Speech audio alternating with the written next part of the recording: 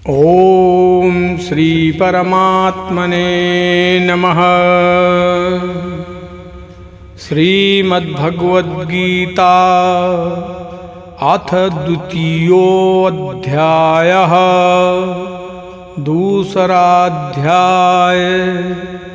संजय उवाच तं तथा कृपयाविष्टम्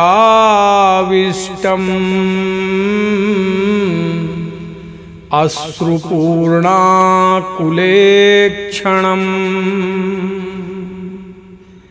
विषीदन्तमिदं वाक्यम् उवाच मधुसूदनः। संजय बोले, वैसी कायरता से व्याप्त हुए उन अर्जुन के प्रति जो कि विषाद कर रहे हैं और आंसुओं के कारण जिनके नेत्रों की देखने की शक्ति अवरुद्ध हो रही है, भगवान मधुसूदन आगे कहे जाने वाले वचन बोले। श्री भगवानुवाच कुतस्त्वाकस्मलमिदम् विषमे समुपस्थितम् अनार्यजुष्टम् अस्वर्ग्यम् अकीर्तिकरमर्जुन। श्री भगवान बोले, हे अर्जुन, इस विषम अवसर पर तुम्हें ये कायरता कहाँ से प्राप्त हुई, जिसका कि श्रेष्ठ पुरुष सेवन नहीं करते, जो स्वर्ग को देने वाली नहीं है और कीर्ति करने वाली भी नहीं है। क्लैव्यं स्मगमा पार्थ नैतत्त्वयि उपपद्यते क्षुद्रं हृदय दौर्बल्यम् त्यक्तोत्तिष्ठ परन्तप। हे प्रथानंदन अर्जुन, इस नपुंसकता को मत प्राप्त हो, क्योंकि तुम्हारे में ये उचित नहीं है। हे परंतप, हृदय की इस तुच्छ दुर्बलता का त्याग करके युद्ध के लिए खड़े हो जाओ। अर्जुन उवाच कथं भीष्ममहं संख्ये द्रोणं च मधुसूदन इसुभिः प्रतियोत्स्यामि पूजार्हा वरिसूदन। अर्जुन बोले, हे मधुसूदन, मैं रणभूमि में भीष्म और द्रोण के साथ बाणों से कैसे युद्ध करूं, क्योंकि हे अरिसूदन, ये दोनों ही पूजा के योग्य हैं। गुरून् हत्वा हि महानुभावान् श्रेयो भोक्तुम् भैक्षमपीह लोके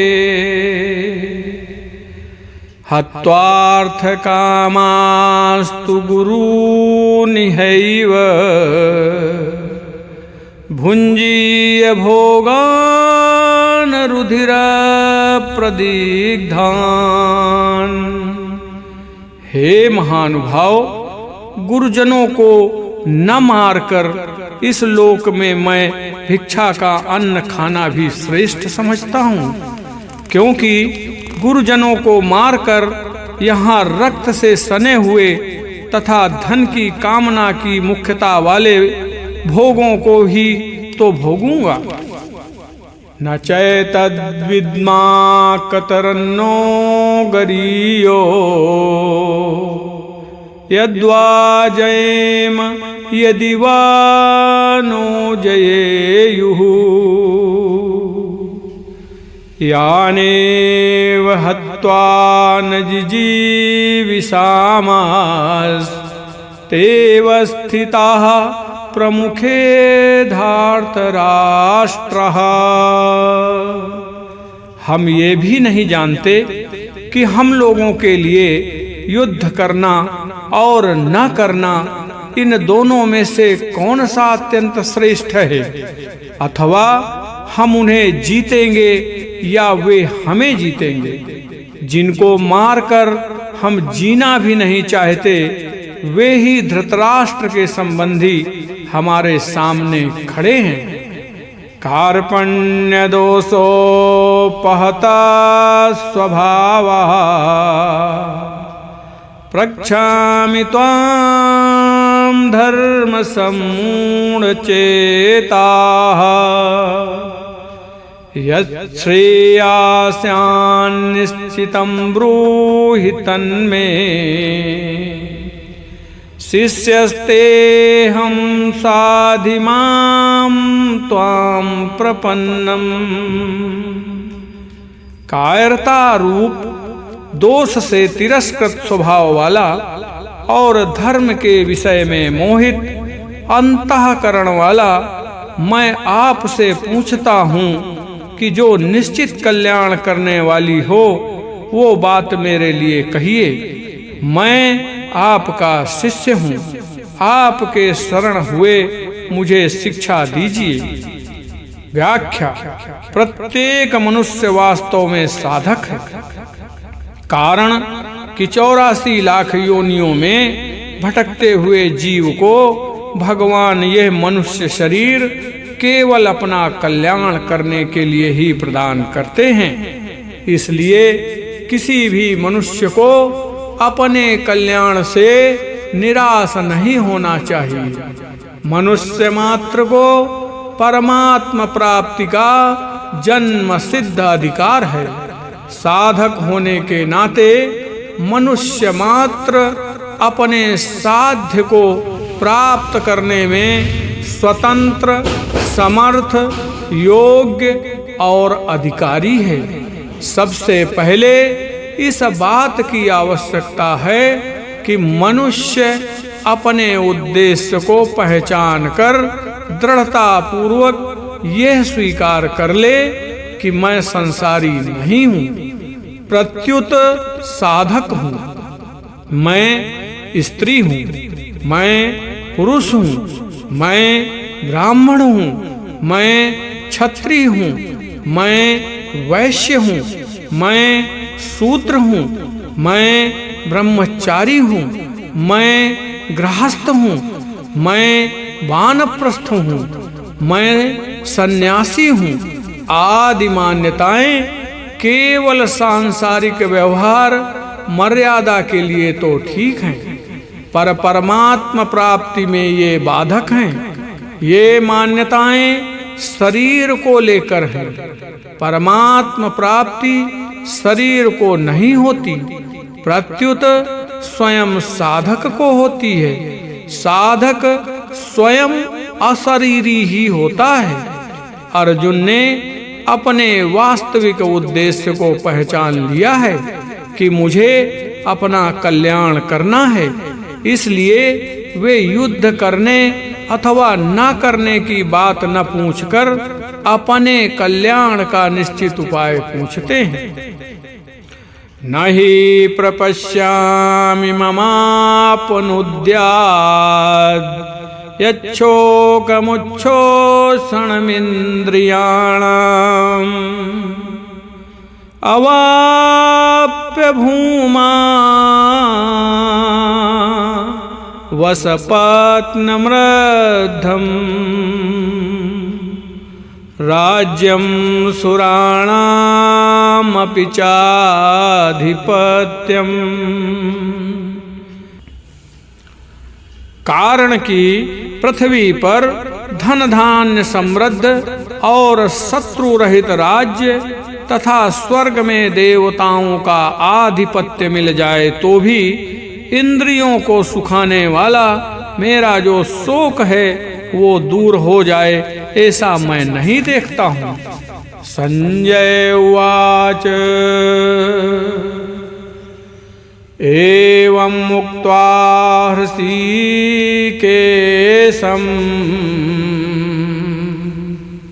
गुणाकेश परन्तप नयोत्स्य इति गोविन्दम् उक्त्वा तूष्णीं बभूव। संजय बोले, हे शत्रुतापन धृतराष्ट्र, ऐसा कहकर निंद्रा को जीतने वाले अर्जुन अंतर्यामी भगवान गोविंद से मैं युद्ध नहीं करूंगा ऐसा साफ साफ कहकर चुप हो गए। तामुवाच हृषीकेशः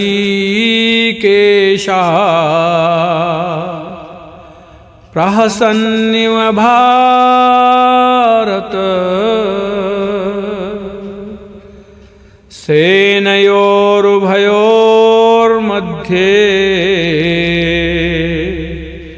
विषीदन्तम् इदं वचः। हे भरतवंशोद्भव धृतराष्ट्र, दोनों सेनाओं के मध्य भाग में विषाद करते हुए उस अर्जुन के प्रति हंसते हुए से भगवान ऋषिकेश ये आगे कहे जाने वाले वचन बोले।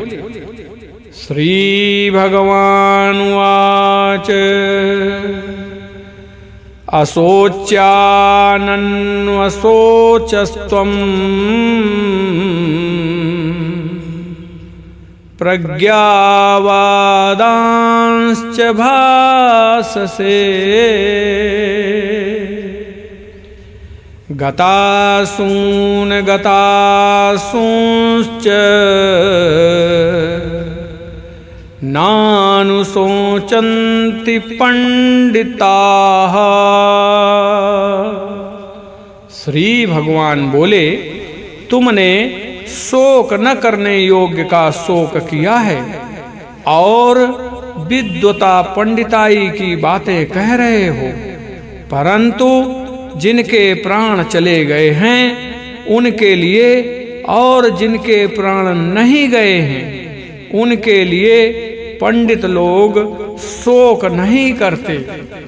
व्याख्या, इस श्लोक से भगवान शरीर और शरीरी स्वयं के विवेक का उपदेश आरंभ करते हैं, जो प्रत्येक मार्ग के साधक के लिए अत्यंत आवश्यक है। शरीर सदा मृत्यु में रहता है और शरीरी सदा अमरता में रहता है, इसलिए दोनों के लिए ही शोक करने का कोई औचित्य नहीं है। ये इस संपूर्ण उपदेश का सार है। यहाँ एक बात विशेष ध्यान देने की है कि भगवान ने इस प्रकरण में चिन्मय सत्ता रूप अपने अंश आत्मा को ही सामान्य लोगों को समझाने की दृष्टि से शरीरी तथा देही नामों से कहा है। वास्तव में शरीरी का शरीर से संबंध है ही नहीं, हो सकता ही नहीं, असंभव है। न त्वेवाहं जातु नासं न त्वं नेमे जनाधिपाः न चैव न भविष्यामः सर्वे वयमतः परम्। किसी काल में मैं नहीं था और तू नहीं था तथा ये राजा लोग नहीं थे, ये बात भी नहीं है, और इसके बाद भविष्य में मैं, तू और राजा लोग हम सभी नहीं रहेंगे, ये बात भी नहीं है। व्याख्या: मनुष्य मात्र को मैं हूँ इस रूप में अपनी एक सत्ता का अनुभव होता है। इस सत्ता में अहम मैं मिला हुआ होने से ही हूँ के रूप में अपनी अलग एक देशीय सत्ता अनुभव में आती है। यदि अहम न रहे तो है के रूप में एक सर्वदेशीय सत्ता ही अनुभव में आएगी। वह सर्वदेशीय सत्ता ही प्राणी मात्र का वास्तविक स्वरूप है।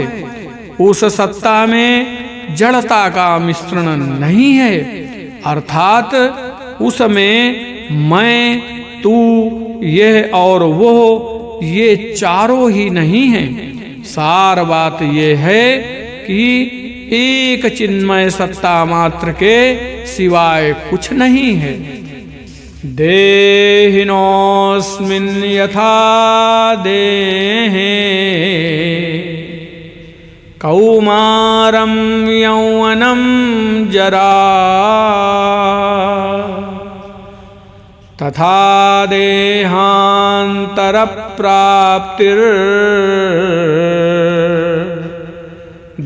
धीरस्तत्र न मुह्यति। देहधारी के इस मनुष्य शरीर में जैसे बालकपन, जवानी और वृद्धावस्था होती है, ऐसे ही दूसरे शरीर की प्राप्ति होती है। उस विषय में धीर मनुष्य मोहित नहीं होता। व्याख्या: जीव स्वयं तो निरंतर अमरत्व में ही रहता है, पर शरीर निरंतर मृत्यु में जा रहा है। जीव के गर्भ में आते ही मृत्यु का ये क्रम आरंभ हो जाता है। गर्भावस्था मरती है तो बाल्यावस्था आती है, बाल्यावस्था मरती है तो युवावस्था आती है, युवावस्था मरती है तो वृद्धावस्था आती है, वृद्धावस्था मरती है तो देहांतर अवस्था आती है, अर्थात दूसरे जन्म की प्राप्ति होती है। इस प्रकार शरीर की अवस्थाएं बदलती हैं, पर उसमें रहने वाला शरीरी ज्यों का त्यों रहता है। कारण यह है कि शरीर और शरीरी दोनों के विभाग ही अलग अलग हैं। अतः साधक अपने को कभी शरीर न माने। बंधन मुक्ति स्वयं की होती है, शरीर की नहीं। मात्रा स्पर्शास्तु कौन्तेय शीतोष्ण सुख दुःखदाः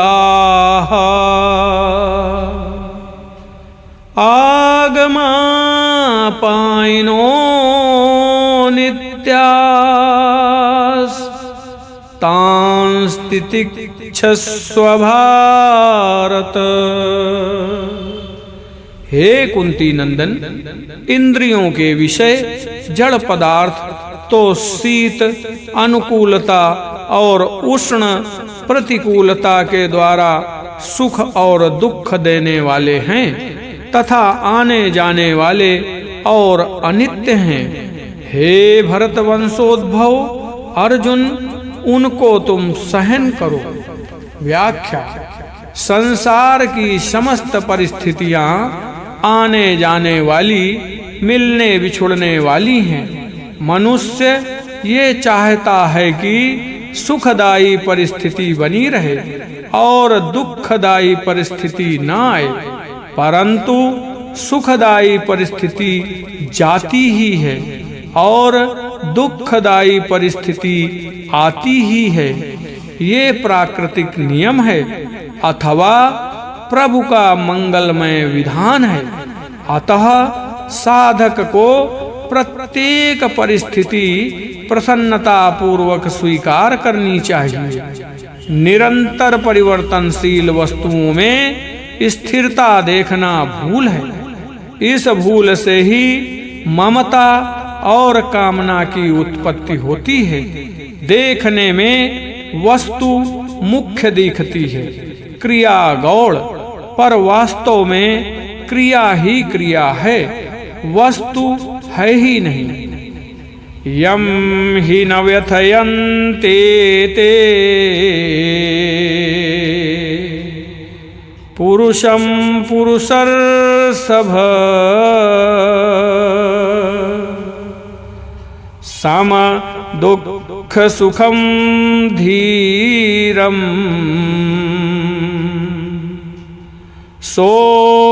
सोमृतत्वाय कल्पते। कारण की हे पुरुषों में श्रेष्ठ अर्जुन, सुख दुख में सम रहने वाले जिस बुद्धिमान मनुष्य को ये मात्रा स्पर्श पदार्थ विचलित सुखी दुखी नहीं करते, वो अमर होने में समर्थ हो जाता है, अर्थात वो अमर हो जाता है। व्याख्या: मिले हुए और बिछुड़ने वाले शरीर को मैं, मेरा तथा मेरे लिए मानना मनुष्य की मूल भूल है। ये भूल स्वतः स्वाभाविक नहीं है, प्रत्युत मनुष्य के द्वारा रची हुई कृत्रिम है। अपने विवेक को महत्व न देने से ही यह भूल उत्पन्न होती है। इस एक भूल से फिर अनेक तरह की भूलें उत्पन्न होती हैं। इसलिए इस भूल को मिटाना बहुत आवश्यक है और इसको मिटाने की जिम्मेवारी मनुष्य पर ही है। इसको मिटाने के लिए भगवान ने मनुष्य को विवेक प्रदान किया है। जब साधक अपने विवेक को महत्व देकर इस भूल को मिटा देता है, तब वो निर्मम निरहंकार हो जाता है। निर्मम निरहंकार होते ही साधक में समता आ जाती है। नासतो विद्यते भावो ना भावो विद्यते सता उभयोरपि दृष्टोऽन्तस्तनयोस्तत्त्वदर्शिभिः। असत का तो भाव सत्ता विद्यमान नहीं है और सत का अभाव विद्यमान नहीं है। तत्वदर्शी महापुरुषों ने इन दोनों का ही तत्व देखा अर्थात अनुभव किया है। व्याख्या: दो विभाग हैं, चेतन विभाग है और जड़ विभाग नहीं। परमात्मा तथा संपूर्ण जीव चेतन विभाग में है और संसार शरीर जड़ विभाग में है। जड़ और चेतन दोनों का स्वभाव परस्पर विरुद्ध है। ये नियम है कि परस्पर विरुद्ध विश्वास एक साथ नहीं रह सकते। इसलिए है पर विश्वास होते ही नहीं का विश्वास निर्जीव हो जाता है और नहीं से विश्वास उठते ही है का विश्वास सजीव हो जाता है। सच्चा साधक एक है सत तत्व के सिवाय अन्य असत की सत्ता स्वीकार ही नहीं करता। अन्य की सत्ता स्वीकार न करने पर साधक में स्वतः है की स्मृति जागृत हो जाती है। है की स्मृति से साधक की साध्य के साथ अभिन्नता हो जाती है। कोई मनुष्य नहीं को कितनी ही दृढ़ता से स्वीकार करे, उसकी निवृत्ति होती ही है, प्राप्ति होती ही नहीं। परंतु है को कितना ही अस्वीकार करे, उसकी प्राप्ति ही होती है। उसकी विस्मृति तो हो सकती है, पर निवृत्ति होती ही नहीं। अतः एक सत्ता मात्र है के सिवाय कुछ नहीं है। ये सार बात है जिसका महापुरुषों ने अनुभव किया है। संसार में अभाव ही मुख्य है, इसके भाव में भी अभाव है, अभाव में भी अभाव है, परंतु परमात्मा में भाव ही मुख्य है। उनके अभाव में भी भाव है, भाव में भी भाव है। संसार दिखे या ना दिखे, मिले या ना मिले, उसका वियोग ही मुख्य है। परमात्मा दिखे या ना दिखे, मिले या ना मिले, उनका योग ही मुख्य है। संसार का नित्य वियोग है, परमात्मा का नित्य योग है। अविनाशी तु तद्विद्धि येन सर्वम् इदं ततम् विनाशम् अव्ययस्यास्य न कश्चित् कर्तुमर्हति। अविनाशी तो उसको जान जिससे ये संपूर्ण संसार व्याप्त है। इस अविनाशी का विनाश कोई भी नहीं कर सकता। व्याख्या: जिस सत तत्व का अभाव विद्यमान नहीं है वही अविनाशी तत्व है, जिससे संपूर्ण संसार व्याप्त है। अविनाशी होने के कारण तथा संपूर्ण जगत में व्याप्त होने के कारण उसका कभी कोई नाश कर सकता ही नहीं। नाश उसी का होता है जो नाशवान तथा एक देश में स्थित हो। अंतवंतै में देहा नित्यस्योक्ता शरीरिणः अनाशिनो प्रमेयस्य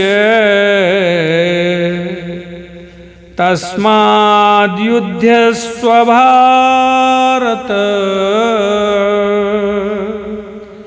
अविनाशी जानने में न आने वाले और नित्य रहने वाले इस शरीर के ये देह अंत वाले कहे गए हैं। इसलिए हे अर्जुन तुम युद्ध करो। व्याख्या: पूर्व श्लोक में शरीरी को अविनाशी बताकर अब भगवान ये कहते हैं कि मात्र शरीर नाशवान है, मरने वाले हैं। तात्पर्य ये है कि मिला हुआ तथा बिछुड़ने वाला शरीर हमारा स्वरूप नहीं है। शरीर तो केवल कर्म सामग्री है जिसका उपयोग केवल दूसरों की सेवा करने में ही है। अपने लिए उसका किंचन मात्र भी उपयोग नहीं है। अतः शरीर के नाश से अपनी कोई हानि नहीं होती। यैनं वेत्ति हन्तारम् यश्चैनं मन्यते हतम् उभौ तौ न विजानीतो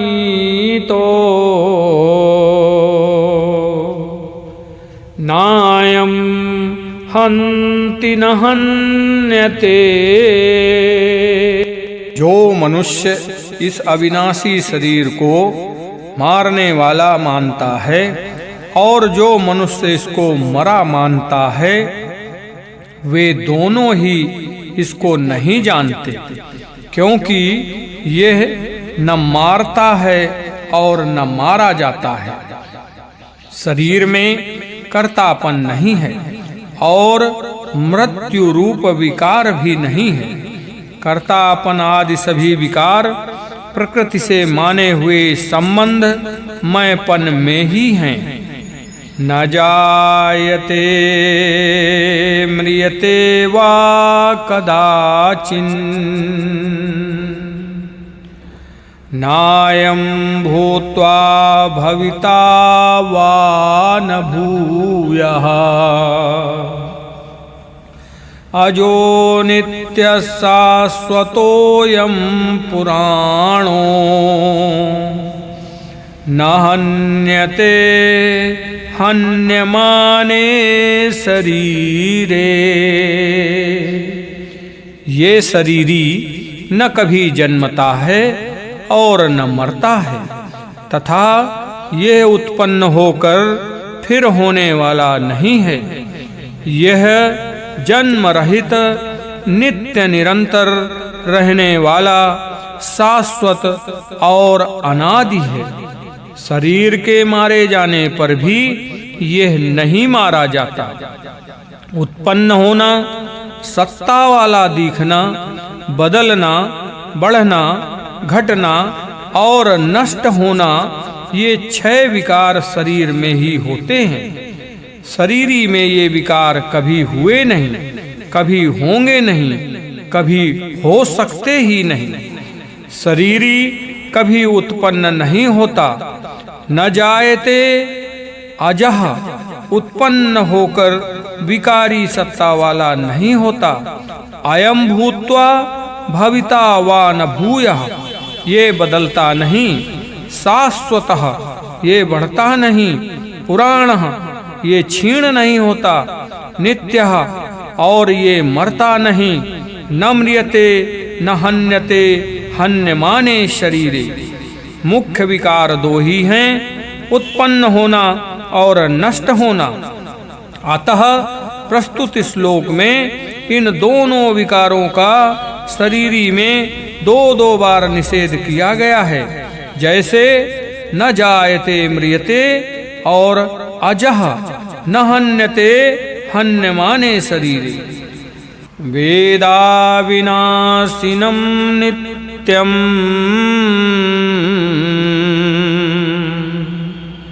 यएनम् अजम् अव्ययम्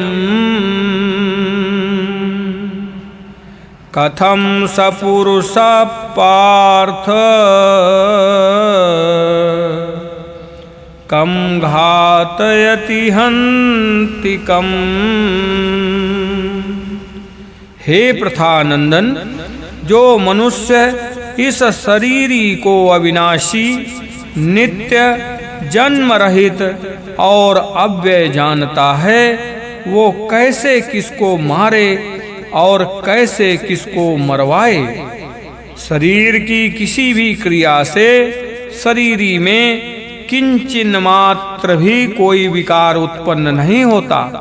अतः शरीरी किसी भी क्रिया का न तो कर्ता तथा भोक्ता बनता है, न कारयिता ही बनता है।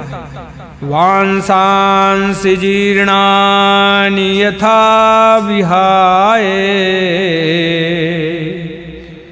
नवानि गृह्णाति नरोपराणि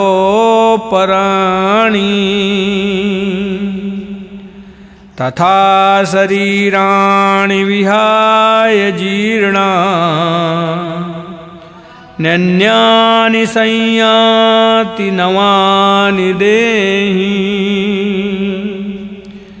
मनुष्य जैसे पुराने कपड़ों को छोड़कर दूसरे नए कपड़े धारण कर लेता है, ऐसे ही देही पुराने शरीरों को छोड़कर दूसरे नए शरीरों में चला जाता है। जैसे कपड़े बदलने से मनुष्य बदल नहीं जाता, ऐसे ही अनेक शरीरों को धारण करने और छोड़ने पर भी शरीरी वही का वही रहता है, बदलता नहीं। तात्पर्य है कि शरीर के परिवर्तन तथा नाश से स्वयं का परिवर्तन तथा नाश नहीं होता। ये सबका अनुभव है कि हम रहते हैं, बचपन आता है और चला जाता है। हम रहते हैं, जवानी आती और चली जाती है। हम रहते हैं, बुढ़ापा आता और चला जाता है। वास्तव में न बचपन है, न जवानी है, न बुढ़ापा है, न मृत्यु है, प्रत्युत केवल हमारी सत्ता ही है।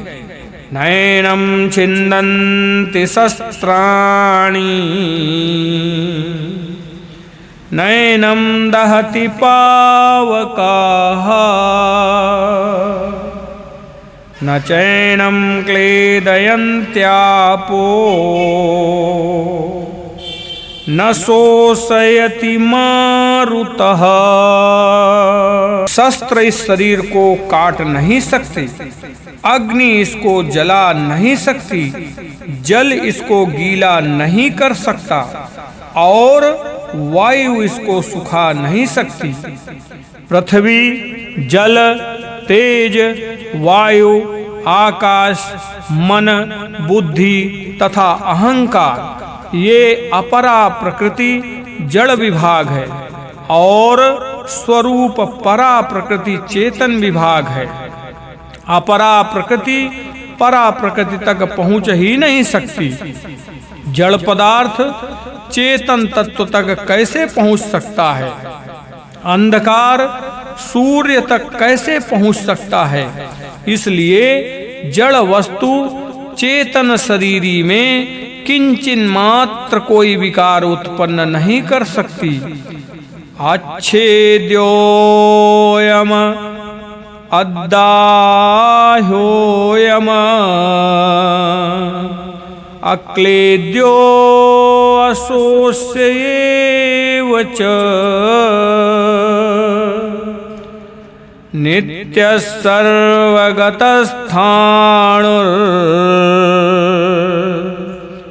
अचलोऽयं सनातनः। यह शरीरी काटा नहीं जा सकता, यह जलाया नहीं जा सकता, यह गीला नहीं किया जा सकता और ये सुखाया भी नहीं जा सकता। कारण कि ये नित्य रहने वाला, सब में परिपूर्ण, अचल, स्थिर स्वभाव वाला और अनादि है। जड़ वस्तु शरीरी में कोई भी विकार उत्पन्न नहीं कर सकती, क्योंकि शरीरी स्वतः स्वाभाविक निर्विकार है। निर्विकारता इसका स्वरूप है। शरीरी सर्वगत है, शरीरगत नहीं। जो 84 लाख योनियों से होकर आया वो शरीरगत कैसे हो सकता है? जो सर्वगत है वो शरीरगत एक देशीय नहीं हो सकता और जो शरीरगत है वो सर्वगत नहीं हो सकता। अव्यक्तोऽयम् अचिन्त्योऽयम्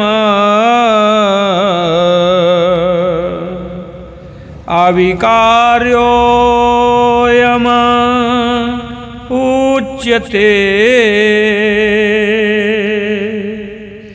तस्मादेवं विदित्वैनं नानुशोचितुमर्हसि।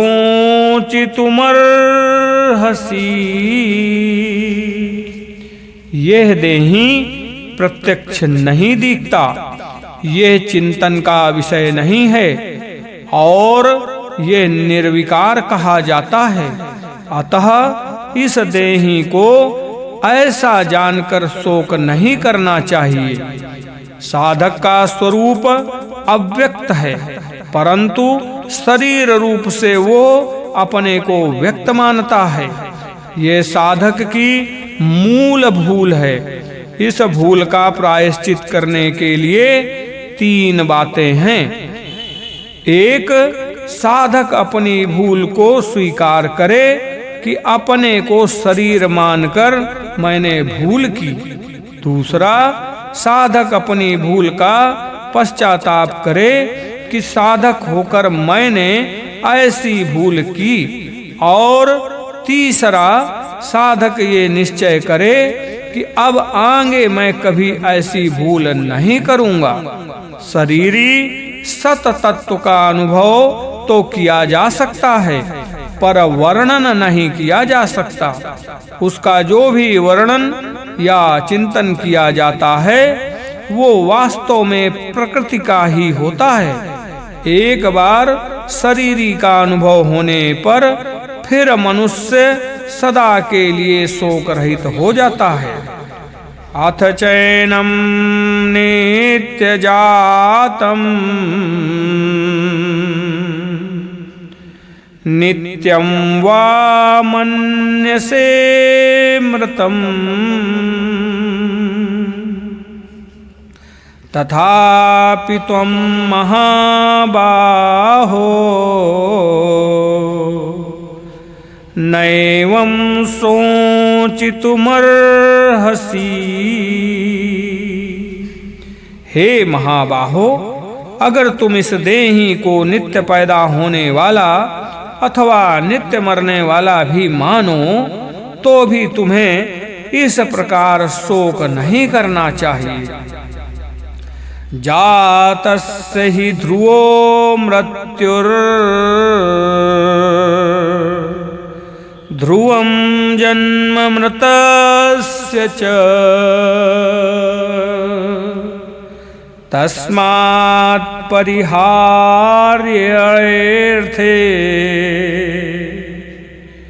न त्वं सोचितुमर्हसि।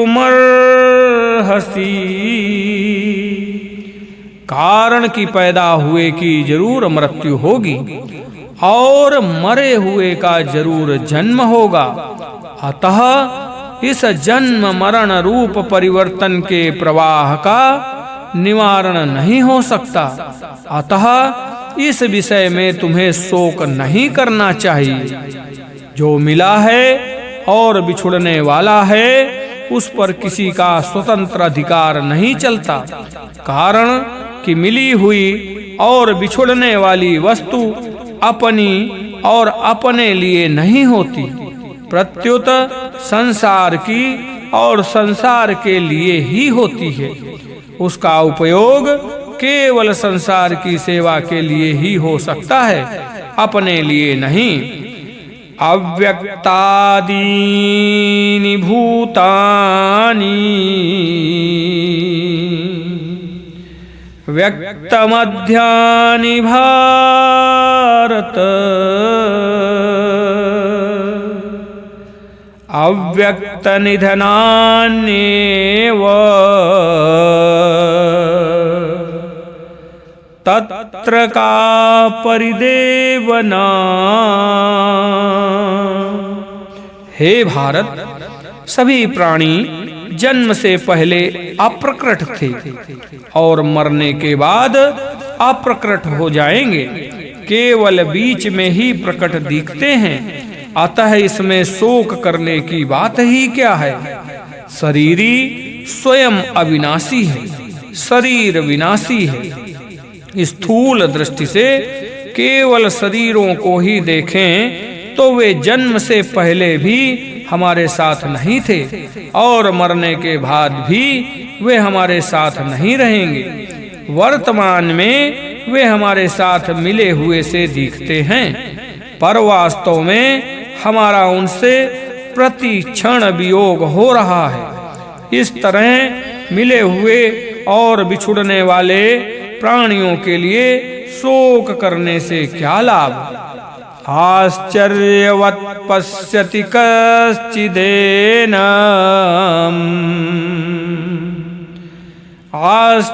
आश्चर्यवद्वदति तथैव चान्यः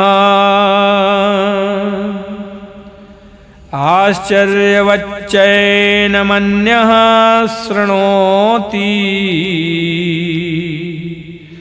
श्रुत्वाप्येनं वेद न चैव कश्चित्। कोई शरीर को आश्चर्य की तरह देखता अनुभव करता है और वैसे ही दूसरा कोई इसका आश्चर्य की तरह वर्णन करता है, तथा अन्य कोई इसको आश्चर्य की तरह सुनता है और इसको सुनकर भी कोई नहीं जानता, अर्थात यह दुर्विज्ञेय है। ये शरीरी इतना विलक्षण है कि इसका अनुभव भी आश्चर्यजनक होता है, वर्णन भी आश्चर्यजनक होता है और इसका वर्णन सुनना भी आश्चर्यजनक होता है, परंतु शरीरी का अनुभव सुनने मात्र से अर्थात अभ्यास से नहीं होता, प्रत्युत स्वीकार करने से होता है। इसका उपाय है चुप होना, शांत होना, कुछ न करना। देहि नित्यमवध्यो यमा देहे सर्वस्व भारत तस्मात् सर्वाणि भूतानि न त्वं सोचितुमर्हसि। हे भरत वंशोद्भव अर्जुन, सबके देह में ये देही नित्य ही अवध्य है, इसलिए संपूर्ण प्राणियों के लिए अर्थात किसी भी प्राणी के लिए तुम्हें शोक नहीं करना चाहिए। प्राणी मात्र परमात्मा का अंश है। ममैवांशो जीवलोके, ईश्वर अंश जीव अविनाशी। परमात्मा का अंश होने के नाते इसका कभी नाश हुआ ही नहीं, कभी नाश होगा ही नहीं, कभी नाश हो सकता ही नहीं। अविनाशित्व, ज्ञान और आनंद शरीरी के गुण नहीं हैं, प्रत्युत स्वरूप हैं। शरीर केवल कर्म करने का तथा उसका फल भोगने का उपकरण है। अतः शरीर का संबंध नाशवान संसार के साथ है, क्योंकि यह संसार का ही अंश है। व्याकरण की दृष्टि से देखें तो मतुप इन आदि प्रत्यय 6 अर्थों में प्रयुक्त होते हैं। भूमनिंदा प्रशंसासु नित्य योगेति शायने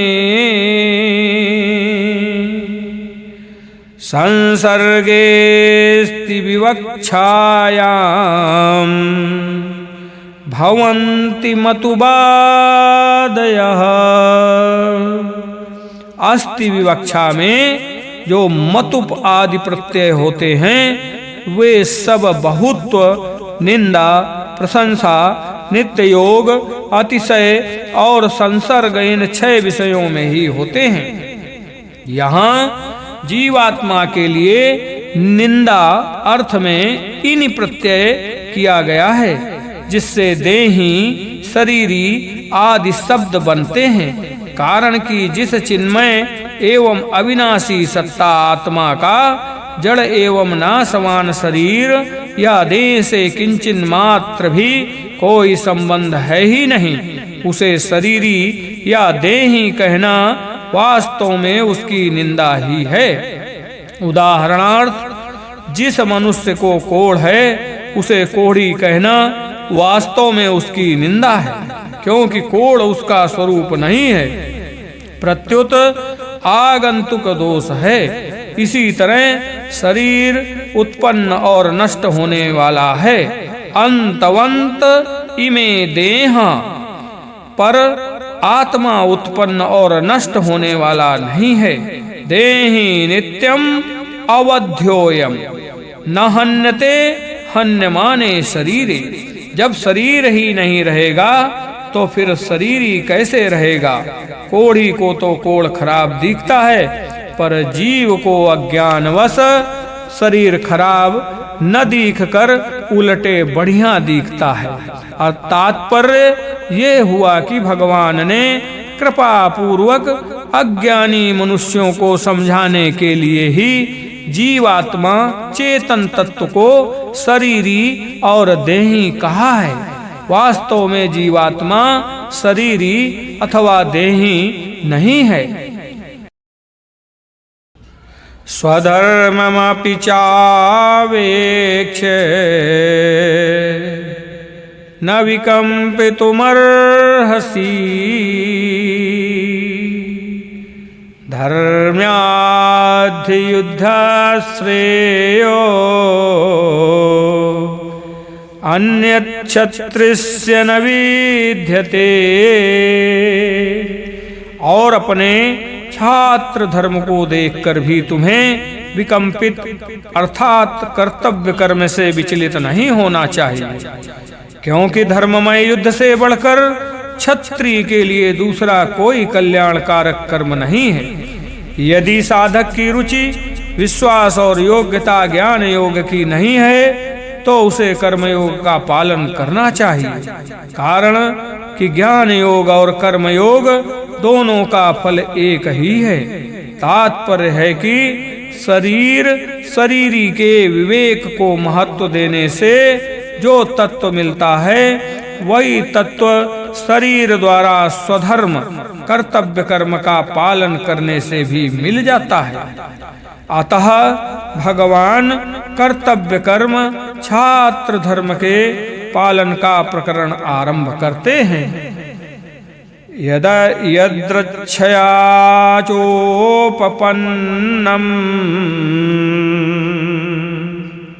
स्वर्गद्वारम् अपावृतम्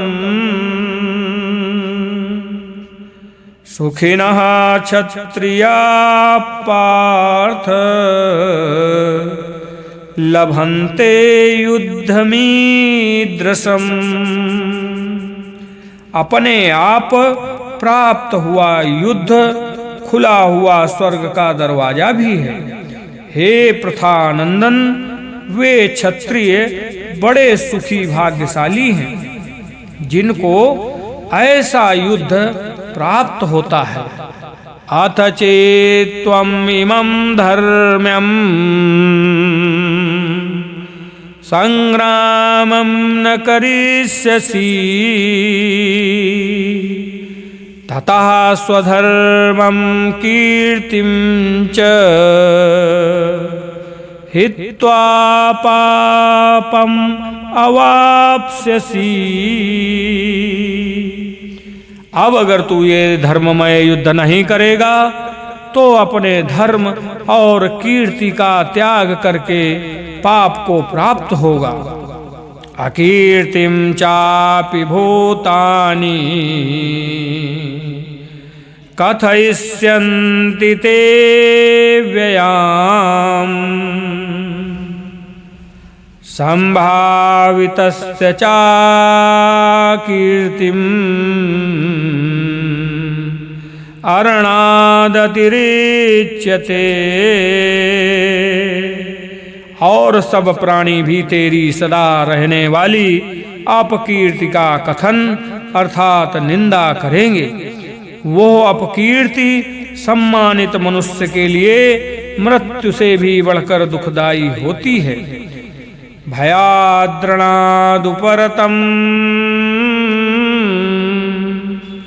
मश्यन्ते त्वां महारथाः येषां च त्वं बहुमतो भूत्वा यास्यसि लाघवम्। तथा महारथी लोग तुझे भय के कारण युद्ध से हटा हुआ मानेंगे, जिनकी धारणा में तू बहुमान्य हो चुका है, उनकी दृष्टि में तू लघुता को प्राप्त हो जाएगा। अवाच्यवादांच बहून् वदिष्यन्ति तवाहिताः निन्दन्तस्तव सामर्थ्यम् ततो दुःखतरं नु किम्। तेरे शत्रु लोग तेरी सामर्थ्य की निंदा करते हुए बहुत से न कहने योग्य वचन भी कहेंगे। उससे बढ़कर और दुख की बात क्या होगी। हतो वा प्राप्स्यसि स्वर्गम जित्वा वा मोक्षसे महीम् तस्मादुत्तिष्ठ कौन्तेय युद्धाय कृत निश्चया। अगर युद्ध में तू मारा जाएगा तो तुझे स्वर्ग की प्राप्ति होगी, और अगर युद्ध में तू जीत जाएगा तो पृथ्वी का राज्य भोगेगा। अतः हे कुंती नंदन, तू युद्ध के लिए निश्चय करके खड़ा हो जा। सुख दुखे समे कृत्वा लाभालाभौ जया जयौ ततो युद्धाय युज्यस्व नैवं पापम् अवाप्स्यसि। जय पराजय, लाभ हानि और सुख दुख को महान करके फिर युद्ध में लग जा। इस प्रकार युद्ध करने से तू पाप को प्राप्त नहीं होगा। भगवान व्यवहार में परमार्थ की कला बताते हैं। सिद्धि असिद्धि में सम तटस्थ रहकर निष्काम भाव से अपने कर्तव्य कर्म का पालन करना, ऐसा करने से मनुष्य युद्ध जैसा घोर कर्म करते हुए भी अपना कल्याण कर सकता है। इससे सिद्ध हुआ कि मनुष्य प्रत्येक परिस्थिति में अपना कल्याण करने में समर्थ तथा स्वतंत्र है। एषा ते विहिता सांख्ये बुद्धिर्योगे त्विमां शृणु। बुद्ध्या युक्तो यया पार्थ कर्मबन्धं प्रहास्यसि। हे पार्थ, ये समबुद्धि तेरे लिए पहले सांख्य योग में कही गई, और अब तू इसको कर्म योग के विषय में सुन। जिस समबुद्धि से युक्त हुआ तू कर्म बंधन का त्याग कर देगा। भगवान ने 31वें से 37वें श्लोक तक कर्तव्य विज्ञान धर्मशास्त्र अर्थात कर्म का वर्णन किया। अब इस 39वें श्लोक से 53वें श्लोक तक योग विज्ञान मोक्ष शास्त्र अर्थात कर्म योग का वर्णन करते हैं।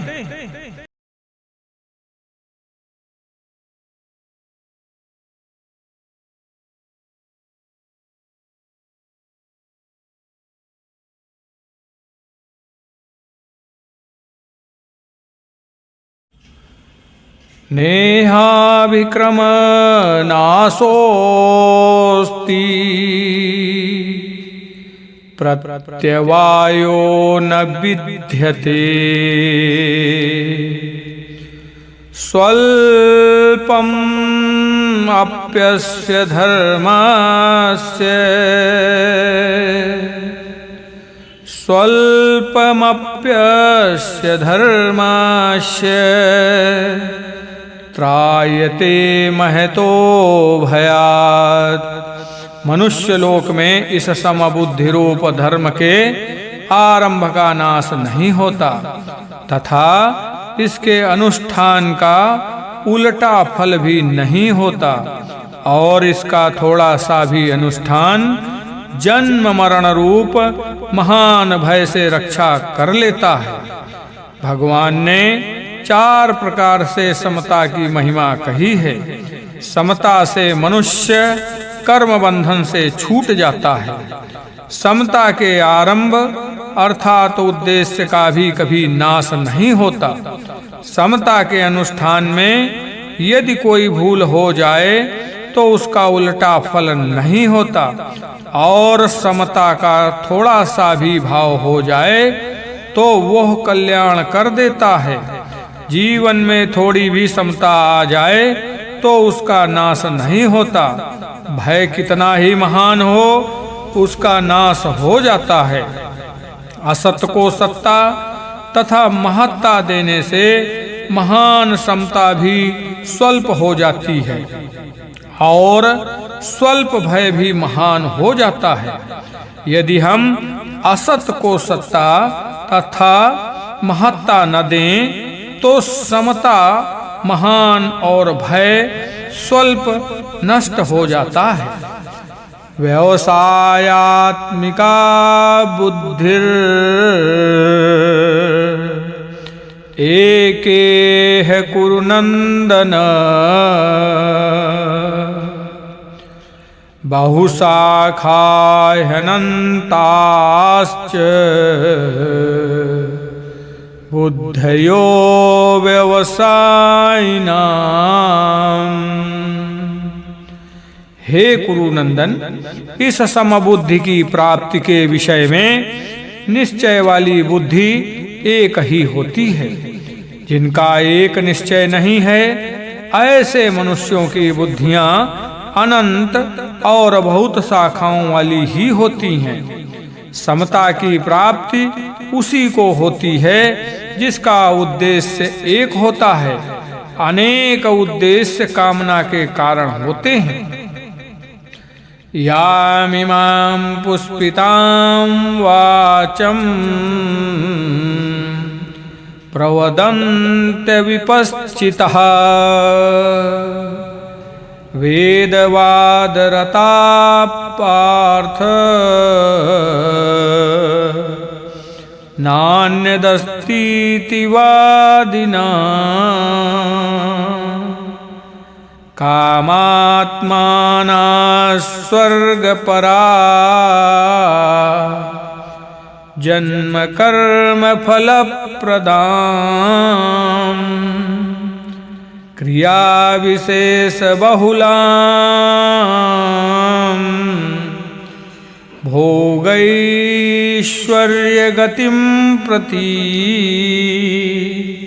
हे प्रथानंदन, जो कामनाओं में तन्मय हो रहे हैं, स्वर्ग को ही श्रेष्ठ मानने वाले हैं, वेदों में कहे हुए सकाम कर्मों में प्रीति रखने वाले हैं, भोगों के सिवाय और कुछ है ही नहीं ऐसा कहने वाले हैं, वे अविवेकी मनुष्य इस प्रकार की जिस पुष्पित दिखाऊ शोभा युक्त वाणी को कहा करते हैं, जो कि जन्म रूपी कर्म फल को देने वाली है तथा भोग और ऐश्वर्य को प्राप्ति के लिए बहुत सी क्रियाओं का वर्णन करने वाली है।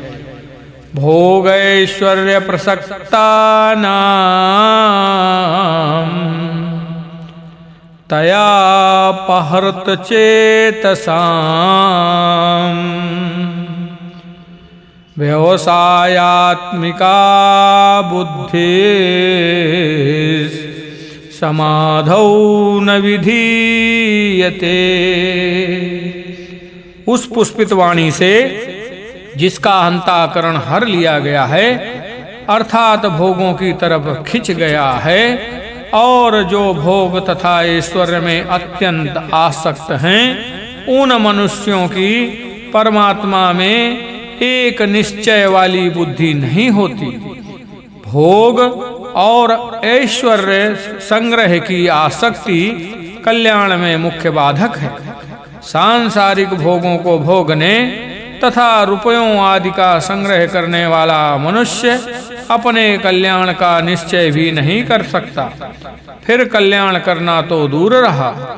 इसलिए भगवान निष्काम भाव योग का अन्वय व्यतिरेक से वर्णन करते हैं। त्रैगुण्य विषया वेदा निस्त्रैगुण्यो भवार्जुन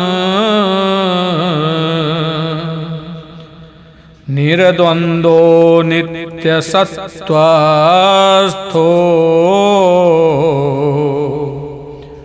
निर्योगक्षेमयात्मवान्। वेद तीनों गुणों के कार्य का ही वर्णन करने वाले हैं। हे अर्जुन, तू तीनों गुणों से रहित हो जा, राग द्वेष आदि द्वंद्वों से रहित हो जा, निरंतर नित्य वस्तु परमात्मा में स्थित हो जा, योगक्षेम की चाहना भी मत रख और परमात्म परायण हो जा। भगवान अर्जुन को आज्ञा देते हैं कि वेदों के जिस अंश में सकाम भाव का वर्णन है उसका त्याग करके तू निष्काम भाव को ग्रहण कर। निष्काम भाव से तू तीनों गुणों से अतीत, जन्म मरण से रहित हो जाएगा। मिलने और बिछुड़ने वाले संसार से संबंध विच्छेद करके तू नित्य रहने वाली चिन्मय सत्ता में अपनी स्वाभाविक स्थिति का अनुभव कर। योग अप्राप्त वस्तु की प्राप्ति और क्षेम प्राप्त वस्तु की रक्षा की कामना का भी त्याग कर दे, क्योंकि कामना मात्र बंधन कारक है। पहले 42वें श्लोक में भगवान ने बताया कि जो मनुष्य वेदवाद रतः वेदोक्त सकाम कर्मों में रुचि रखने वाले होते हैं, उनकी बुद्धि व्यवसायात्मिका नहीं होती। कारण कि व्यवसायात्मिका बुद्धि के लिए निष्काम होना आवश्यक है। वेद तीनों गुणों के कार्य का वर्णन करने वाले हैं, इसलिए भगवान अर्जुन को तीनों गुणों से रहित होने की आज्ञा देते हैं। निस्त्रैगुण्यो भवार्जुन, वेदोक्त सकाम अनुष्ठानों को करने वाले मनुष्यों को योगक्षेम की प्राप्ति नहीं होती और वे संसार चक्र में पड़े रहते हैं। एवं त्रयी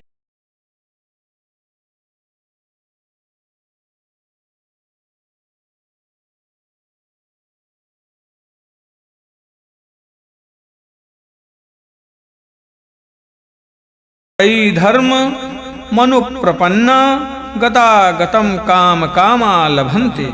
संसार चक्र में पड़ने का कारण वेद नहीं है, प्रत्युत कामना है। भगवत पारायण साधक को भोग व संग्रह की कामना तो दूर रही, योगक्षेम की भी कामना नहीं करनी चाहिए।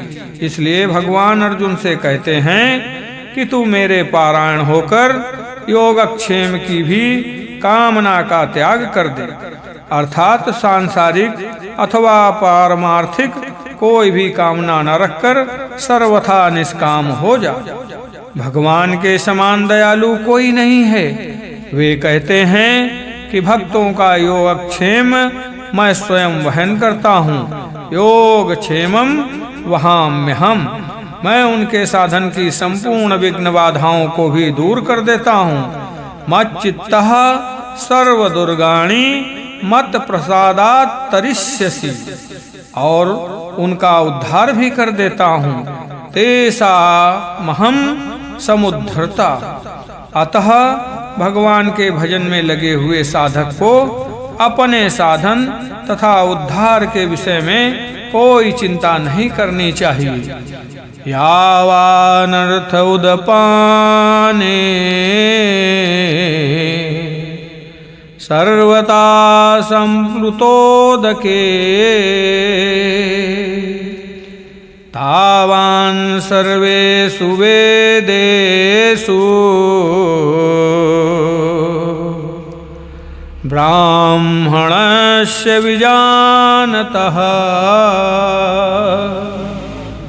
सब तरफ से परिपूर्ण महान जलाशय के प्राप्त होने पर छोटे गड्ढों में भरे जल में मनुष्य का जितना प्रयोजन रहता है, अर्थात कुछ भी प्रयोजन नहीं रहता, वेदों और शास्त्रों को तत्व से जानने वाले ब्रह्मज्ञानी का संपूर्ण वेदों में उतना ही प्रयोजन रहता है, अर्थात कुछ भी प्रयोजन नहीं रहता। इस श्लोक में ऐसे महापुरुष का वर्णन हुआ है जिसे परम विश्वास की प्राप्ति हो गई है। परम विश्वास की प्राप्ति होने पर फिर किसी क्रिया तथा पदार्थ की आवश्यकता नहीं रहती, वो पूर्णता को प्राप्त हो जाता है। ऐसे महापुरुष को ब्राह्मण कहने का तात्पर्य है कि जिसने पूर्णता को प्राप्त कर लिया है वही वास्तविक ब्राह्मण है। कर्मण्येवाधिकारस्ते मा फलेषु कदाचन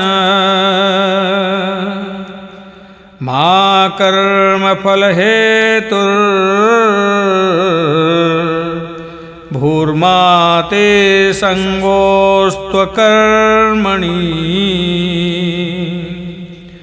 कर्तव्य कर्म करने में ही तेरा अधिकार है, फलों में कभी नहीं। अतः तू कर्म फल का हेतु भी मत बनकर और तेरी कर्म न करने में भी आसक्ति न हो।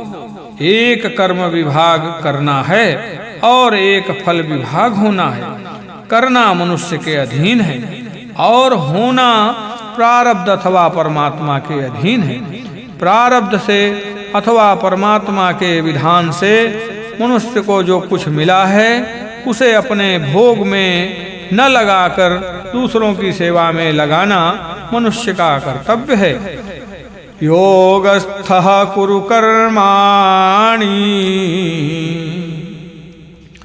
संगम त्यक्त्वा धनंजय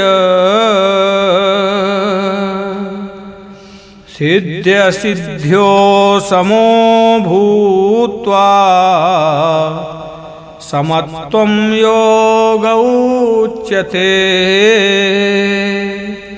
हे धनंजय, तू आसक्ति का त्याग करके सिद्धि असिद्धि में सम होकर योग में स्थित हुआ कर्मों को कर, क्योंकि समत्व ही योग कहा जाता है। एक वस्तु या व्यक्ति में राग होगा तो दूसरी वस्तु या व्यक्ति में द्वेष होना स्वाभाविक है। राग द्वेष के रहते हुए कर्म की सिद्धि असिद्धि में समता का आना संभव है। राग द्वेष के न रहने पर जो समता आती है उस समता में स्थित रहकर कर्तव्य कर्मों को करना चाहिए। समता को ही योग कहा जाता है। कर्म तो करण सापेक्ष होते हैं पर योग करण निरपेक्ष है। इस समता रूपी योग में स्थित साधक कभी विचलित योग भ्रष्ट नहीं होता। धूरेण ह्यवरं कर्म बुद्धि योगात् धनंजय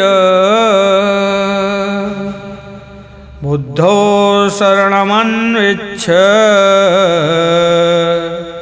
कृपणा फलहेतवा। बुद्धि योग समता की अपेक्षा सकाम कर्म दूर से अत्यंत ही निकृष्ट हैं। अतः हे धनंजय, तू बुद्धि समता का आश्रय ले, क्योंकि फल के हेतु बनने वाले अत्यंत दीन हैं। योग की अपेक्षा कर्म दूर से ही निकृष्ट है, उनकी परस्पर तुलना नहीं हो सकती। योग नित्य निरंतर ज्यों का त्यों रहने वाला अविनाशी है और कर्म आदि अंत वाला नाशवान है, फिर उनकी तुलना हो ही कैसे सकती है। इसलिए कर्मों का आश्रय न लेकर योग का ही आश्रय लेना चाहिए।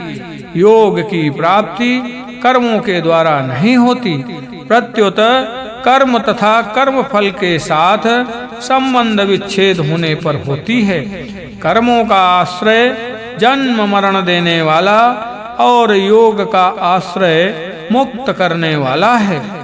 बुद्धि युक्तो जहाती है उभे सुकृत दुष्कृते तस्माद् योगाय युज्यस्व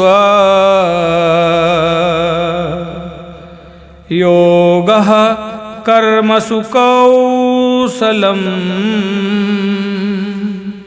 बुद्धि समता से युक्त मनुष्य यहाँ जीवित अवस्था में ही पुण्य और पाप दोनों का त्याग कर देता है। अतः तू योग समता में लग जा, क्योंकि कर्मों में योग ही कुशलता है। समता में स्थित मनुष्य जल में कमल की भांति संसार में रहते हुए भी पाप पुण्य दोनों से नहीं बंधता, अर्थात मुक्त हो जाता है। यही जीवन मुक्ति है। पूर्व श्लोक में आया है कि योग की अपेक्षा कर्म दूर से ही निकृष्ट है। इसलिए मनुष्य को समता में स्थित होकर कर्म करने चाहिए, अर्थात कर्म योग का आचरण करना चाहिए। महत्व योग समता का है, कर्मों का नहीं। कल्याण करने की शक्ति योग कर्म योग में है, कर्मों में नहीं। योग और बुद्धि योग ये तीनों ही शब्द गीता में कर्म योग के लिए आए हैं। कर्मजं बुद्धियुक्ता हि फलं त्यक्त्वा मनीषिणः जन्मबन्ध विनिर्मुक्ता पदं गच्छन्ति नामयम्। कारण कि समता युक्त बुद्धिमान साधक कर्मजन्य फल का अर्थात संसार मात्र का त्याग करके जन्म रूप बंधन से मुक्त होकर निर्विकार पद को प्राप्त हो जाते हैं। समता में स्थित होकर कर्म करने वाले अर्थात कर्मयोगी साधक जन्म मरण से रहित होकर परमात्म तत्व को प्राप्त हो जाते हैं। अतः कर्मयोग मुक्ति का स्वतंत्र साधन है। यदा ते मोह कलिलम् बुद्धिर्व्यतितरिष्यति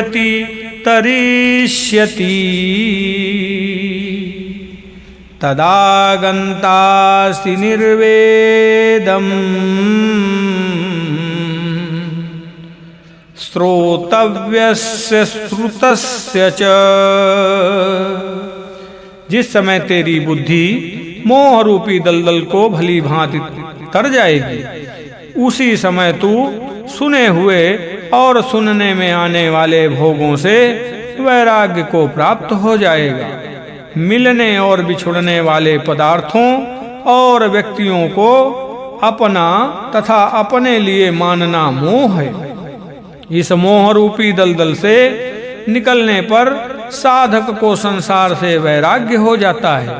संसार से वैराग्य होने पर अर्थात राग का नाश होने पर योग की प्राप्ति हो जाती है। श्रुति विप्रतिपन्ना ते यदा स्थास्यति निश्चला समाधावचला बुद्धि तदा योगम अवाप्स्यसि। जिस काल में शास्त्रीय मतभेदों से विचलित हुई तेरी बुद्धि निश्चल हो जाएगी और परमात्मा में अचल हो जाएगी, उस काल में तू योग को प्राप्त हो जाएगा। पूर्व श्लोक में सांसारिक मोह के त्याग की बात कहकर भगवान प्रस्तुत श्लोक में शास्त्रीय मोह अर्थात सीखे हुए अनुभवहीन ज्ञान के त्याग की बात कहते हैं।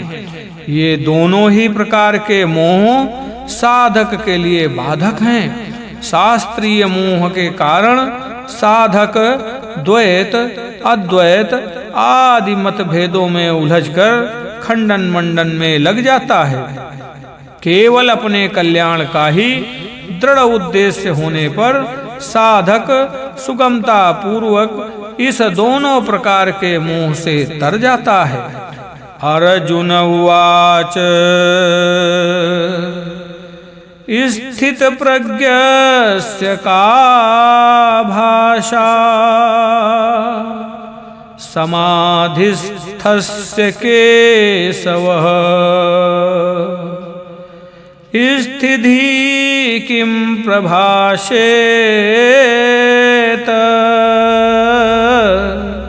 किमासीत व्रजेत किम।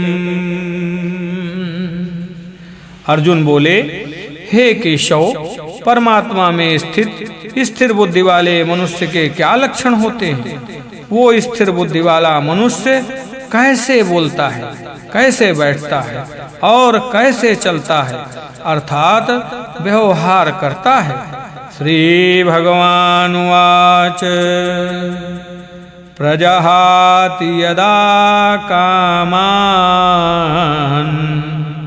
सर्वान् पार्थ मनोगतान्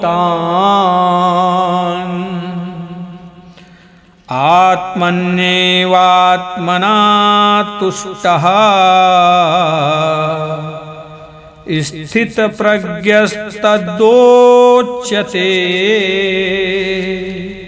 हे प्रथानंदन, जिस काल में साधक मन में आई संपूर्ण कामनाओं का भली भांति त्याग कर देता है और अपने आप से अपने आप में ही संतुष्ट रहता है, उस काल में वो स्थिर बुद्धि कहा जाता है। मन की स्थिरता की अपेक्षा बुद्धि की स्थिरता श्रेष्ठ है, क्योंकि मन की स्थिरता से तो लौकिक सिद्धियां प्रकट होती हैं, पर बुद्धि की स्थिरता से कल्याण हो जाता है। मन की स्थिरता है वृत्तियों का निरोध और बुद्धि की स्थिरता है उद्देश्य की दृढ़ता। त्याग उसी का होता है जो वास्तव में सदा से ही त्यक्त है। कामना स्वयंगत न होकर मनोगत है, परंतु मन के साथ तादात्म्य होने के कारण कामना स्वयं में दिखने लगती है। जब साधक को स्वयं में संपूर्ण कामनाओं के अभाव का अनुभव हो जाता है, तब उसकी बुद्धि स्वतः स्थिर हो जाती है। दुखे स्वानुदिग्न मना सुखे सुविगत स्पृहा वीतराग भय क्रोधा स्थित धीर मुनिरुच्यते। दुखों की प्राप्ति होने पर जिसके मन में उद्योग नहीं होता और सुखों की प्राप्ति होने पर जिसके मन में स्पृहा नहीं होती तथा जो राग भय और क्रोध से सर्वथा रहित हो गया है, वो मननशील मनुष्य स्थिर बुद्धि कहा जाता है। या सर्वत्रानभिस्नेह तत्तत्प्राप्य शुभाशुभम् नाभिनन्दति न द्वेष्टि तस्य प्रज्ञा प्रतिष्ठिता। सब जगह आसक्ति रहित हुआ जो मनुष्य उस शुभ अशुभ को प्राप्त करके न तो प्रसन्न होता है और न द्वेष करता है, उसकी बुद्धि स्थिर है। यदा संहरते चायम् कूर्मो अंगानीव शर्वसा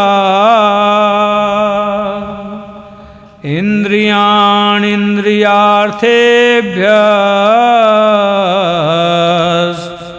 तस्य प्रज्ञा प्रतिष्ठिता।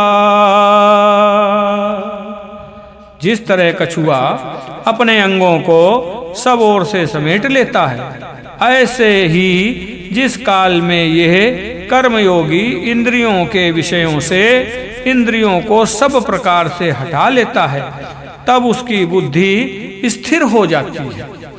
स्वयं नित्य निरंतर ज्यों का त्यों रहता है और शरीर नित्य निरंतर बदलता रहता है। अतः दोनों के स्वभाव में कोई अंतर नहीं पड़ता। परंतु जब स्वयं शरीर के साथ में मैं मेरे का संबंध मान लेता है, तब बुद्धि में शरीर संसार का असर पड़ने से अंतर पड़ने लगता है। मैं मेरापन मिटने से बुद्धि में जो अंतर पड़ता था वो मिट जाता है और बुद्धि स्थिर हो जाती है। बुद्धि स्थिर होने से स्वयं अपने आप में ही स्थित हो जाता है।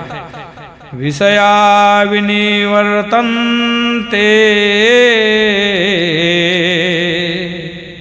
निराहारस्य देहिना रसवर्जं रसोऽप्यस्य परं दृष्ट्वा निवर्तते। निराहारी इंद्रियों को विषयों से हटाने वाले मनुष्य के भी विषय तो निवृत्त हो जाते हैं, पर रस निवृत्त नहीं होता। परंतु परमात्म तत्व का अनुभव होने से इस स्थित प्रज्ञ मनुष्य का रस भी निवृत्त हो जाता है, अर्थात उसकी संसार में रस बुद्धि नहीं रहती। भोगों के प्रति सूक्ष्म आसक्ति का नाम रस है। यह रस साधक की अहंता में रहता है। जब तक ये रस रहता है तब तक परमात्मा का अलौकिक रस प्रेम प्रकट नहीं होता।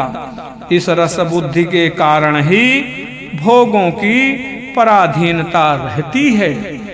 साधक के द्वारा भोगों का त्याग करने पर भी रस बुद्धि बनी रहती है, जिसके कारण भोगों के त्याग का बड़ा महत्व दिखता है और अभिमान भी होता है कि मैंने भोगों का त्याग कर दिया है।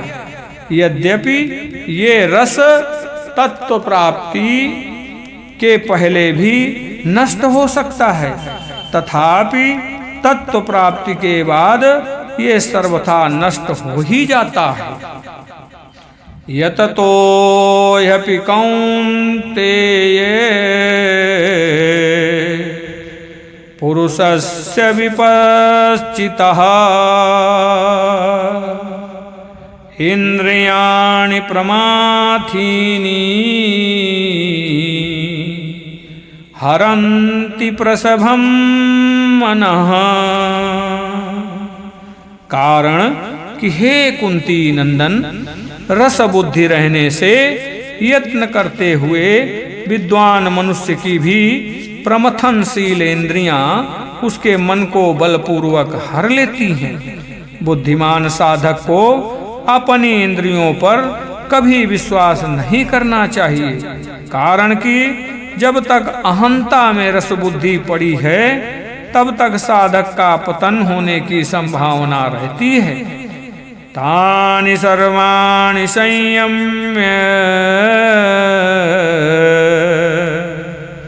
युक्तासीत मत्परः वसे यस्इन्द्रियाणि तस्य प्रज्ञा प्रतिष्ठिता। कर्म योगी साधक उन संपूर्ण इंद्रियों को वश में करके मेरे परायण होकर बैठे, क्योंकि जिसकी इंद्रियां वश में हैं उसकी बुद्धि स्थिर है। साधन की पूर्णता के लिए भगवान की परायणता आवश्यक है। भगवान के परायण होने से इंद्रियां सुगमता पूर्वक वश में हो जाती हैं। अपने पुरुषार्थ से इंद्रियों को सर्वथा वश में करना कठिन है। इंद्रियां सर्वथा वश में होने से ही बुद्धि स्थिर होती है। ध्यायतो विषयान् पुंसः संगस्ते सुपजायते संगात् संजायते कामः कामात् क्रोधोऽभिजायते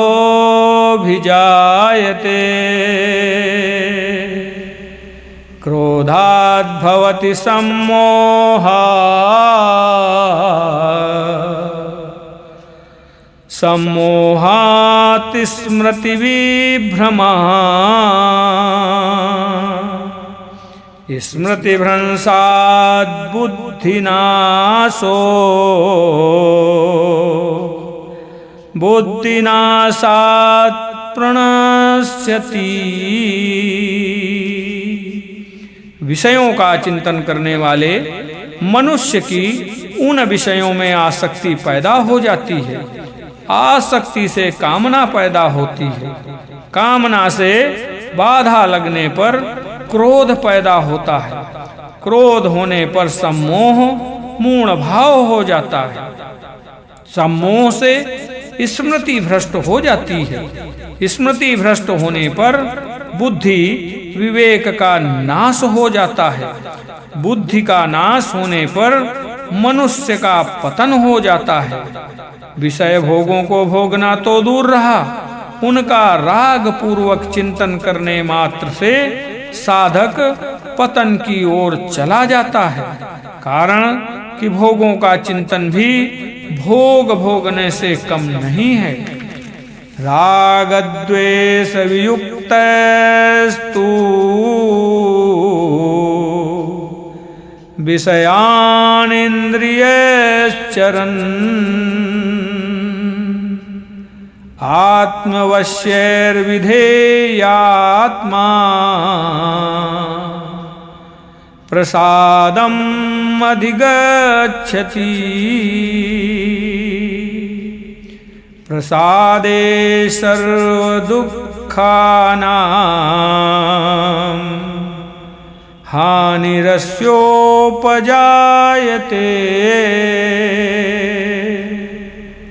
प्रसन्नचेतसो ह्याशु बुद्धिपर्यवतिष्ठते। परंतु वशीभूत अंतःकरण वाला कर्मयोगी साधक राग द्वेष से रहित अपने वश में की हुई इंद्रियों के द्वारा विषयों का सेवन करता हुआ अंतःकरण की निर्मलता को प्राप्त हो जाता है। अंतःकरण की निर्मलता प्राप्त होने पर साधक के संपूर्ण दुखों का नाश हो जाता है और ऐसे शुद्ध चित्त वाले साधक की बुद्धि निःसंदेह बहुत जल्दी परमात्मा में स्थिर हो जाती है। यदि विषयों में राग बुद्धि न हो तो शास्त्र विहित भोगों का सेवन करते हुए भी पतन नहीं होता, प्रत्युत उत्थान ही होता है। नास्ति बुद्धिर्युक्तस्य न च युक्तस्य भावना न चाभावयता शान्तिर्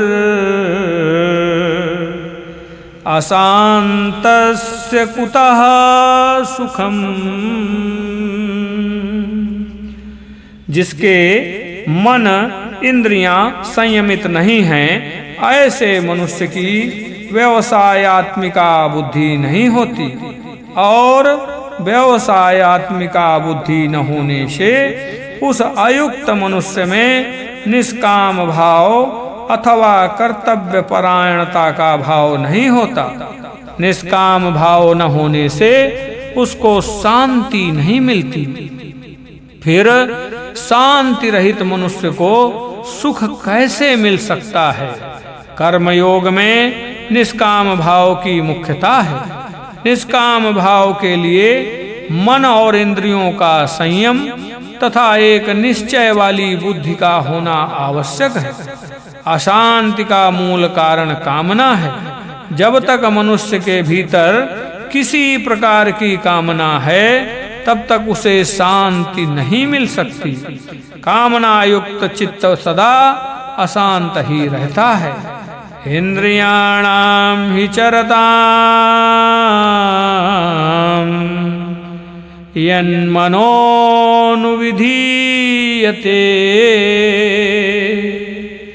तदस्य हरति प्रज्ञाम् वायुर्नावमिवाम्भसि।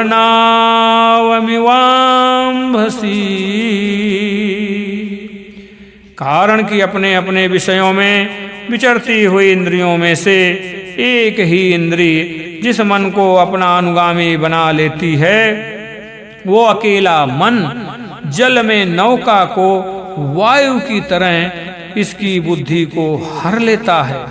जब तक साधक की बुद्धि एक उद्देश्य में दृढ़ नहीं होती, तब तक संपूर्ण इंद्रियों का तो कहना ही क्या है। एक ही इंद्रिय मन को हर लेती है और मन बुद्धि को हर कर उसे भोगों में लगा देता है। तस्माद्यस्य महाबाहो निगृहीतानि सर्वशः इंद्रियाणि इंद्रियार्थेभ्यः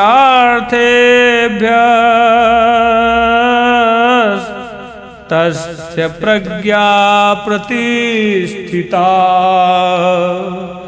इसलिए हे महाबाहो, जिस मनुष्य की इंद्रियों के विषयों से सर्वथा वश में की हुई हैं, उसकी बुद्धि स्थिर है।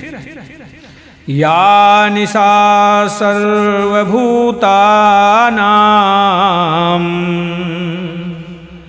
तस्यां जागर्ति संयमी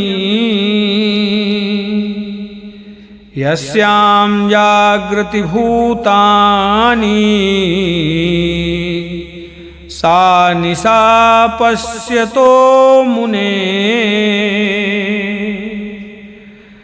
संपूर्ण प्राणियों की जो रात परमात्मा से विमुखता है, उसमें संयमी मनुष्य जागता है, और जिसमें सब प्राणी जागते हैं, भोग और संग्रह में लगे रहते हैं, वो तत्व को जानने वाले मुनि की दृष्टि में रात है। अब भगवान सांख्य योग की दृष्टि से कहते हैं, क्योंकि परिणाम में कर्मयोग तथा सांख्य योग एक ही हैं। लोग जिस परमात्मा की तरफ से सोए हुए हैं, वो तत्वज्ञ महापुरुष और सच्चे साधकों की दृष्टि में दिन के प्रकाश के समान है। सांसारिक लोगों का तो पारमार्थिक साधक के साथ विरोध होता है, पर पारमार्थिक साधक का सांसारिक लोगों के साथ विरोध नहीं होता है।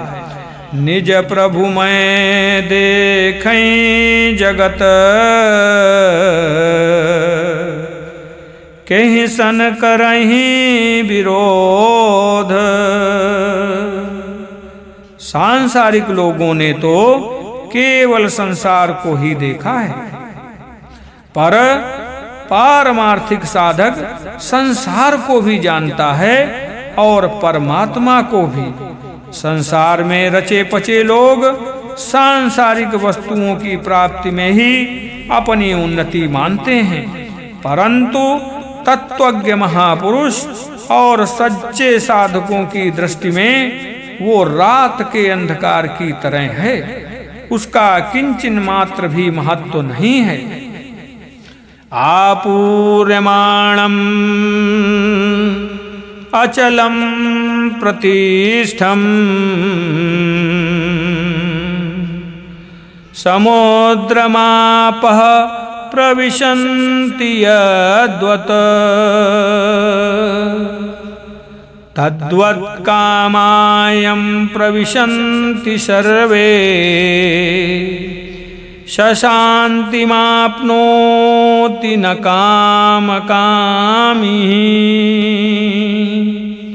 जैसे संपूर्ण नदियों का जल चारों ओर से जल द्वारा परिपूर्ण समुद्र में आकर मिलता है, पर समुद्र अपनी मर्यादा में अचल स्थित रहता है। ऐसे ही संपूर्ण भोग पदार्थ जिस संयमी मनुष्य को विकार उत्पन्न किए बिना ही प्राप्त होते हैं, वही मनुष्य परम शांति को प्राप्त होता है, भोगों की कामना वाला नहीं। जब मनुष्य सर्वथा निष्काम हो जाता है, तब आवश्यक वस्तुएं उसके पास स्वाभाविक आती हैं। वे उसके हृदय में हर्ष आदि कोई विकार उत्पन्न नहीं करती।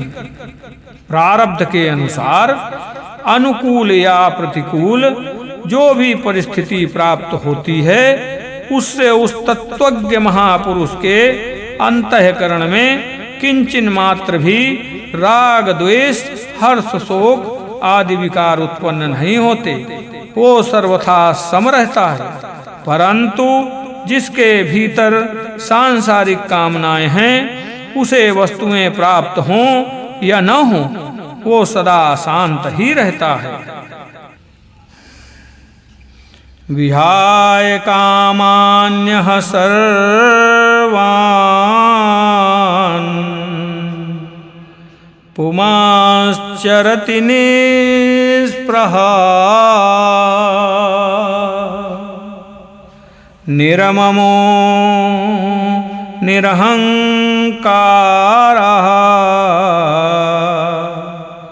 सशान्तिम् अधिगच्छति।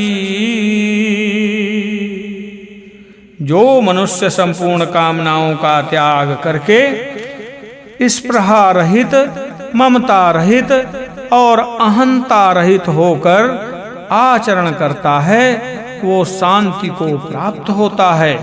जब मनुष्य कामना, स्पृहा, ममता और अहंता से छूट जाता है, तब उसे अपने भीतर नित्य निरंतर स्थित रहने वाली शांति का अनुभव हो जाता है।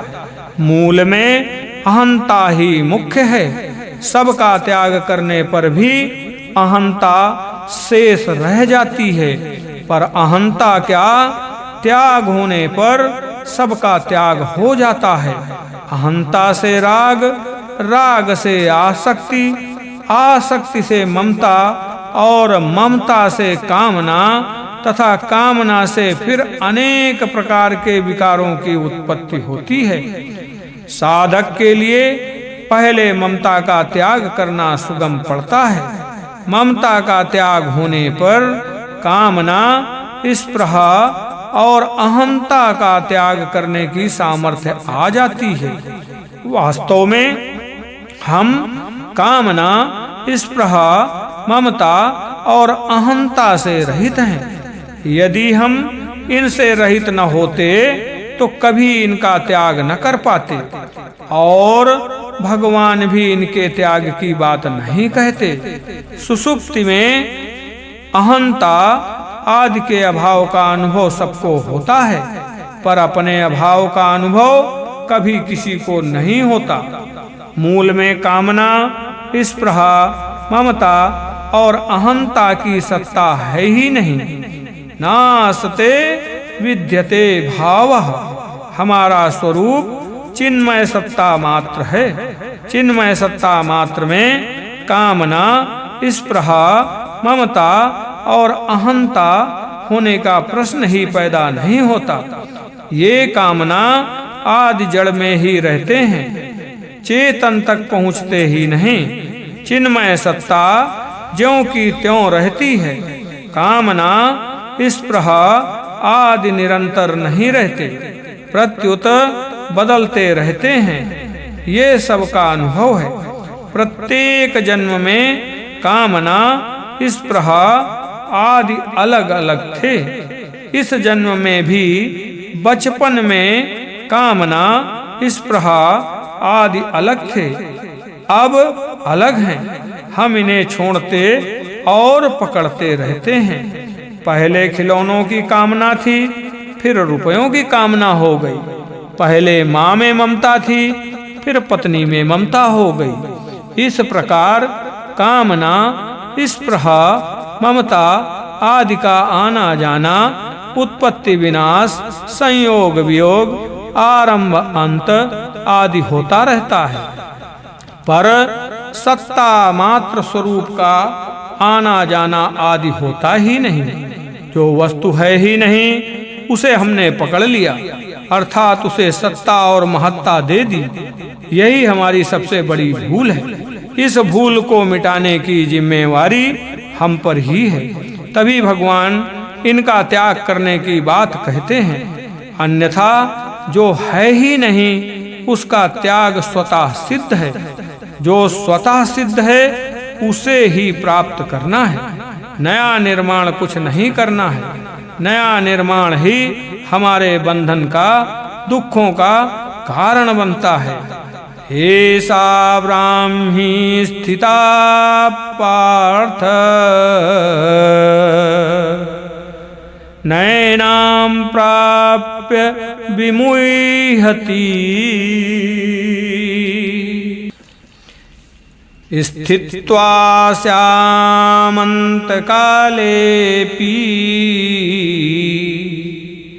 ब्रह्मनिर्वाणमृच्छति।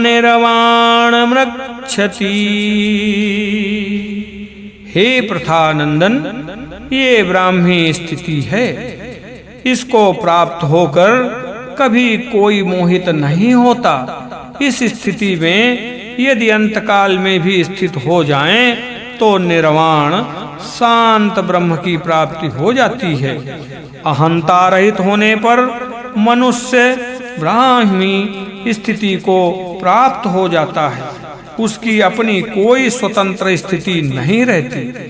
इस ब्राह्मी स्थिति की प्राप्ति एक बार और सदा के लिए होती है, कारण कि ब्रह्म में हमारी स्वतः स्वाभाविक स्थिति है, पर अहंकार के कारण इसका अनुभव नहीं होता। मैं हूँ मिट जाए और है रह जाए, यही ब्राह्मी स्थिति है। सत्ता मात्र हमारा स्वरूप है, अतः मैं पन को मिटाना नहीं है, प्रत्युत उसे अपने में स्वीकार नहीं करना है। जिसकी सत्ता विद्यमान ही नहीं है उसे मिटाने का प्रयत्न करना, उल्टे उसे सत्ता देना है। ये सिद्धांत है कि जो वस्तु मिलने और बिछड़ने वाली ही तथा उत्पन्न और नष्ट होने वाली होती है, वो हमारी तथा हमारे लिए नहीं हो सकती।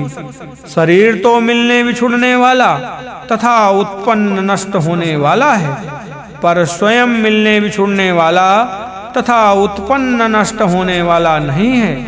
अतः साधक दृढ़ता पूर्वक इस सत्य को स्वीकार कर ले कि मैं स्वयं त्रिकाल में भी शरीर नहीं हूँ, शरीर मेरा नहीं है तथा मेरे लिए भी नहीं है। निर्वाण शब्द के दो अर्थ होते हैं, लुप्त खोया हुआ और विश्राम शांत।